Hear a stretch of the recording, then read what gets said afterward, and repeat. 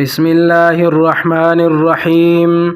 حرمت علیکم حرام کړی شوی دی په تاسو باندې المیتة مرداره والدم او وینه ولحم الخنزیر او غوښه د خنزیر وما اهل لغیر الله او هغه څه چې وشي اواز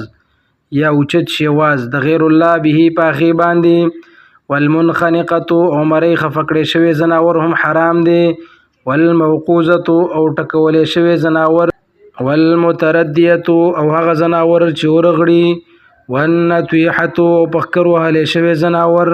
وما اکل السبع او هغه ځناور چې مات کړی وي درندګانو الا ما زکیتم مگر هغه چې ذبح کړی تاسو وما ذبح او هغه چې ذبح کړی شوی وي علی النصب په دربارونو باندې وان تستقسموا او دا چې تقسیم کړی تاسو غوښې بالازلام په غشو سره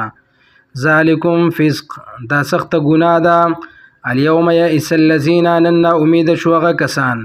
کفروا چې کفر یې کړی دی من دینکم د دین ستاسو نه فلا تخشوهم پس مه یریږئ تاسو د دوی نه واخشوني او یریږئ زمانه الیوم نن ورځ اکملتو پوره کړم لکم ستاسو دپاره دینکم دین ستاسو واتممت علیکم او پوره کړم په تاسو باندې نعمتي نعمت خپل وردیت لکم الاسلام او خوښ کړم ستاسو دپاره اسلام دینن دین